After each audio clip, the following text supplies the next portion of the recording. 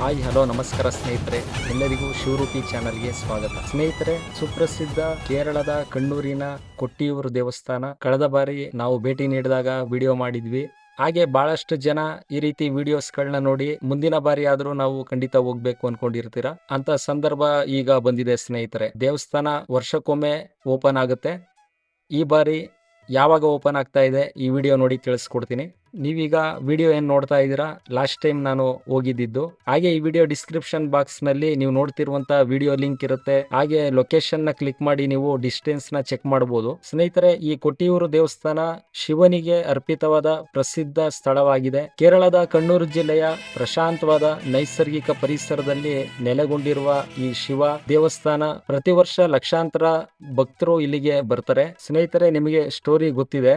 ಇದು ರಾಜ ದಕ್ಷನು ತನ್ನ ಮಗಳು ಸತೀದೇವಿ ಹಾಗೆ ಅಳಿಯ ಶಿವನನ್ನು ಹೊರತುಪಡಿಸಿ ಎಲ್ಲಾ ದೇವತೆಗಳು ಮತ್ತು ಎಲ್ಲಾ ದೇವತೆಗಳನ್ನು ಆಹ್ವಾನಿಸಿ ದಕ್ಷ ಯಾಗವನ್ನು ಮಾಡಿದ ಸ್ಥಳವಾಗಿದೆ. ತನ್ನ ಪತಿಯನ್ನು ಅವಮಾನಿಸಿದಕ್ಕಾಗಿ ಸತೀದೇವಿಯು ತನ್ನ ದೇಹವನ್ನು ತ್ಯಾಗ ಮಾಡಿದ ಪವಿತ್ರ ಸ್ಥಳವಾಗಿದೆ.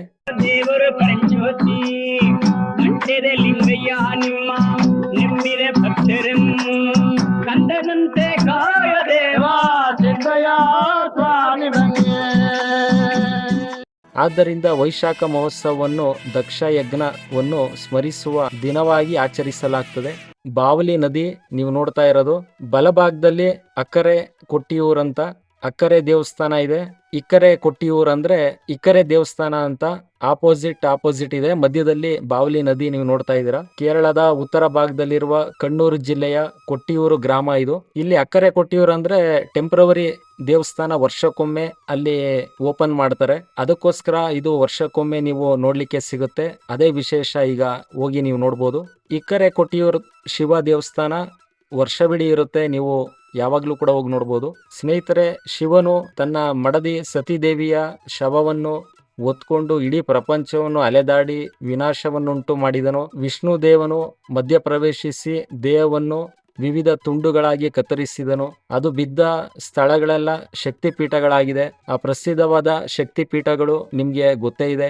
ಆದರೆ ಈ ಸ್ಥಳದಲ್ಲಿ ಮಾತ್ರ ವಿಶೇಷವಾಗಿ ಈ ಹಬ್ಬವನ್ನು ಶಿವನ ದುಃಖ ಮತ್ತು ಸತೀದೇವಿಯಿಂದ ಅವನ ಬೇರ್ಪಡಿಕೆಯನ್ನು ನೆನೆದು ಆಚರಿಸಲಾಗ್ತದೆ. ಸುತ್ತಲೂ ದಟ್ಟವಾದ ಹಚ್ಚ ಹಸಿರಿನ ಕಾಡು ನೋಡ್ಲಿಕ್ಕೆ ತುಂಬಾ ಸುಂದರವಾಗಿದೆ ಸ್ನೇಹಿತರೆ. ಅಲ್ಲಿನ ಕುರಿಚಿಯ ಬುಡಕಟ್ಟು ಸಮುದಾಯವು ಕಾಡಿನಲ್ಲಿ ಬೇಟೆ ಆಡ್ತಿತ್ತು.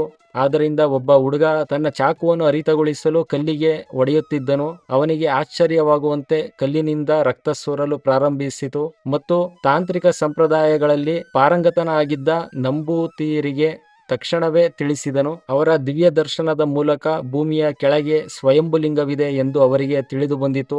ನಂತರ ಅವರು ಮನನಾಥನ್ ಗ್ರಾಮದ 4 ನಾಯರ್ ಕುಟುಂಬಗಳನ್ನು ಭೇಟಿಯಾದನು. ಒಟ್ಟಿನಲ್ಲಿ ಅವರು ರಕ್ತ ಕಂಡುಬಂದ ಸ್ಥಳಕ್ಕೆ ನಡೆದರು.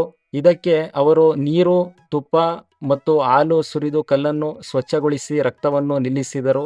ಆದರೆ ಅವರು ತಮ್ಮ ಪ್ರಯತ್ನದಲ್ಲಿ ವಿಫಲರಾದರು. ಅಂತಿಮವಾಗಿ ಎಳನೀರು ಕುಡಿಸಿ ಯಶಸ್ವಿಯಾದರು. ನಂತರ ಅವರು ಒಬ್ಬ ಪ್ರಸಿದ್ಧ ಜ್ಯೋತಿಷಿಯನ್ನು ಸಂಪರ್ಕಿಸಿದಾಗ ಇದು ದಕ್ಷಯಾಗ ನಡೆದ ಪವಿತ್ರ ಭೂಮಿ ಎಂದು ಅವರಿಗೆ ತಿಳಿಸಲಾಯಿತು. ಇದಲ್ಲದೆ ಸತೀದೇವಿ ಆತ್ಮಾಹುತಿ ಮಾಡಿದ ಸ್ಥಳ ಮತ್ತು ಸ್ವಯಂಭೂ ಶಿವಲಿಂಗ ಇದ್ದ ಇನ್ನೊಂದು ಸ್ಥಳವೂ ಇದೇ ಆಗಿದೆ. ಆದಿ ಶಂಕರಾಚಾರ್ಯರು ಈ ಸ್ಥಳಕ್ಕೆ ಭೇಟಿ ನೀಡಿ ಕಟ್ಟುನಿಟ್ಟಾದ ನಿಯಮಗಳು ಮತ್ತು ಸಂಪ್ರದಾಯಗಳನ್ನು ರೂಪಿಸಿದರು. ಸ್ವಯಂಭೂ ಲಿಂಗ ಇರುವ ಸ್ಥಳವನ್ನು ಅಕ್ಕರೆ ಕೊಟ್ಟಿಯೂರು ಎಂದು ಕರೆಯಲಾಗುತ್ತದೆ ಮತ್ತು ನಿತ್ಯ ಪೂಜೆಯನ್ನು ನಿರ್ವಹಿಸಲು ಸ್ಥಾಪಿಸಲಾದ ದೇವಾಲಯವನ್ನು ಇಕ್ಕರೆ ಕೊಟ್ಟಿಯೂರು ಎಂದು ಕರೆಯಲಾಗುತ್ತಿದೆ. ಇಕ್ಕರೆ ಕೊಟ್ಟಿಯೂರು ಅನ್ನು ತೃಚ್ಚೇರುಮಾನ ಕ್ಷೇತ್ರ ಎಂದು ಕರೆಯುತ್ತಾರೆ.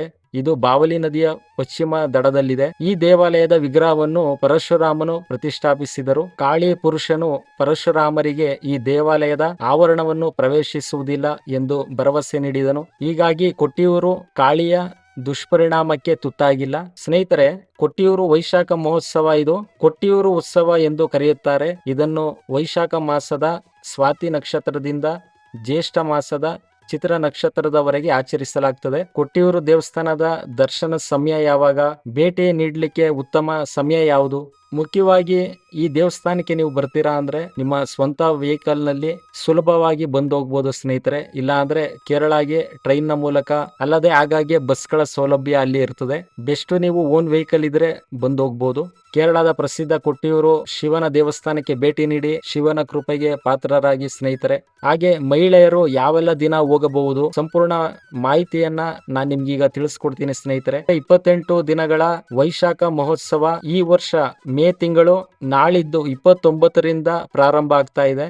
ಜೂನ್ 24ರವರೆಗೆ ಉತ್ಸವ ನಡೆಯುತ್ತೆ ಸ್ನೇಹಿತರೆ. ಈ 28 ದಿನಗಳ ಅವಧಿಯಲ್ಲಿ ಪವಿತ್ರ ಅಕ್ಕರೆ ಕೊಟ್ಟಿಯೂರು ದೇವಸ್ಥಾನವು ಭಕ್ತರಿಗೆ ತೆರೆದಿರುತ್ತದೆ. ವಿಶೇಷವಾಗಿ ಅಕ್ಕರೆ ದೇವಸ್ಥಾನ ಈ 28 ದಿನಗಳು ಮಹೋತ್ಸವ ನಡೆಯುತ್ತೆ. 24 ಅವರ್ಸ್ ತೆಗೆದಿರುತ್ತೆ.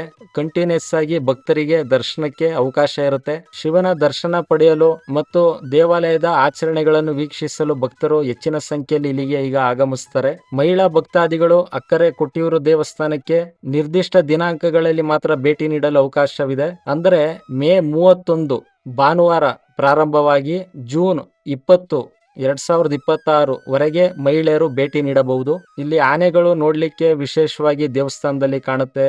2 ಆನೆಗಳು ಶಿವ ಮತ್ತು ಪಾರ್ವತಿಯ ವಿಗ್ರಹವನ್ನು ಹೊತ್ಕೊಂಡು ಮೆರವಣಿಗೆಗೆ ನೋಡ್ಲಿಕ್ಕೆ ತುಂಬಾ ಚೆನ್ನಾಗಿರುತ್ತೆ. ಅಲ್ಲಿ ಹೋದ್ರೆ ಸುಮಾರು ಆನೆಗಳನ್ನ ನೋಡ್ಬೋದು ನೀವು. ಮೇ 29 ಶುಕ್ರವಾರದಿಂದ ದರ್ಶನ ಆರಂಭ ಆಗುತ್ತೆ. ಆದ್ರೆ ಮಹಿಳೆಯರಿಗೆ ಅವತ್ತಿಂದನೇ ದರ್ಶನ ಇಲ್ಲ.